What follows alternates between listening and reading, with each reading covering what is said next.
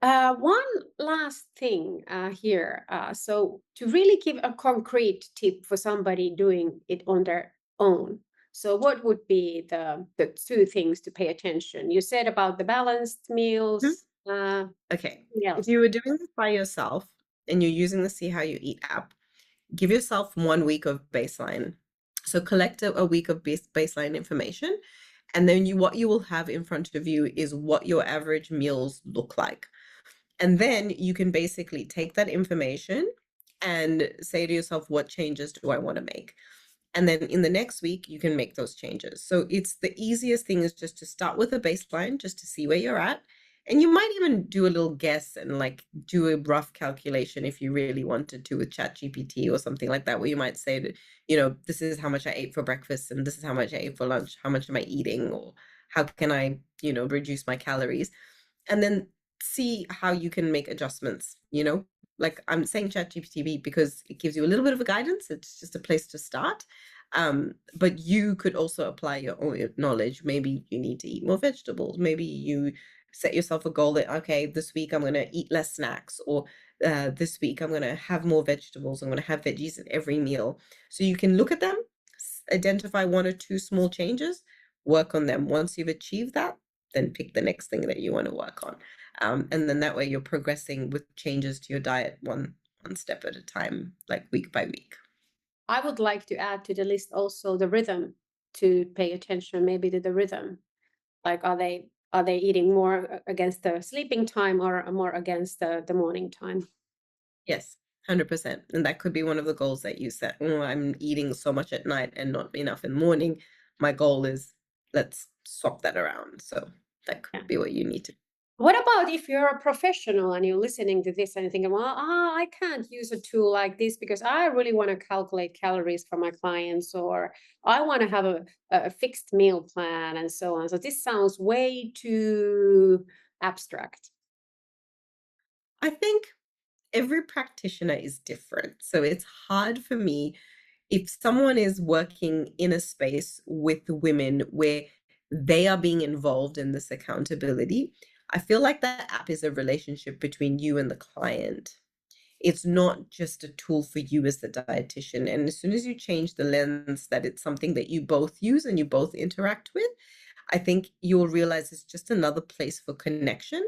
And it takes away a lot of the work of having to review food diaries. Like it's just so much easier to trust your own personal judgment and make comments and put them directly into the app than have to receive a plan, calculate it manually, and all of that. I think as dietitians, if you've been a dietitian long enough, you should be able to trust that you know what changes need to be done.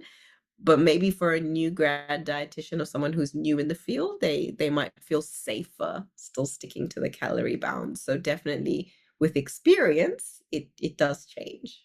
And Yeah, it that was just actually what I was wondering. Like, kind of my last comment here is that could it be that if you're, for example, you're not a dietitian, but you're like a personal trainer, and you don't feel that you can trust your, maybe not knowledge, but you have this feeling that you don't trust yourself so much yet with the guidance you're giving, that then you feel that you're a little bit uncertain about would this work or not.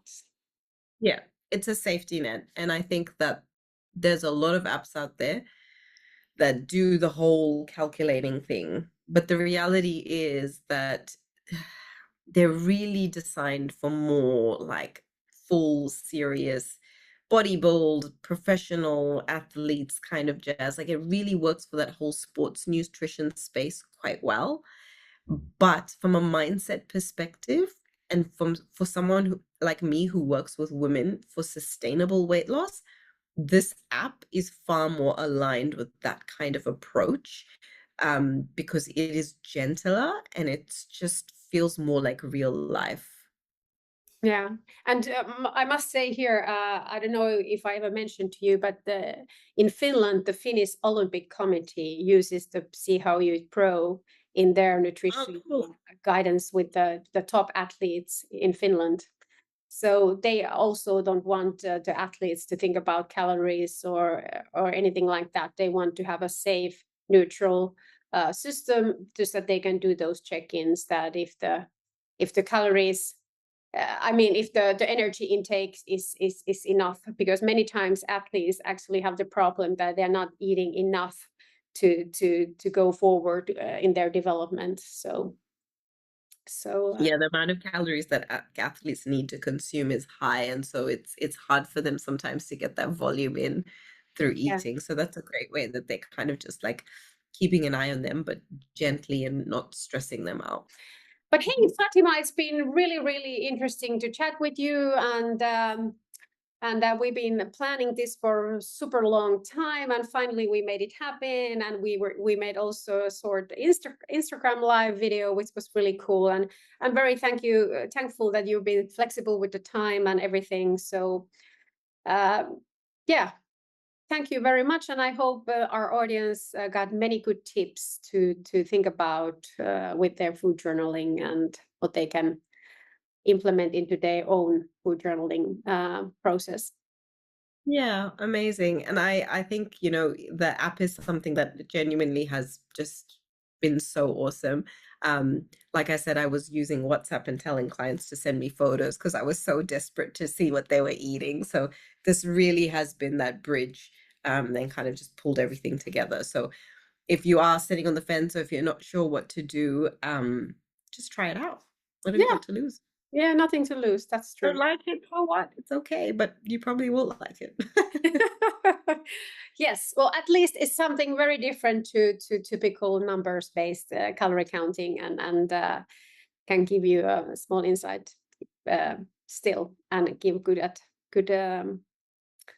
good learning experience, aha moments. That's actually very typical when we get a review on the App Store or Play Store, that people are telling about the aha moments they have gotten along the way.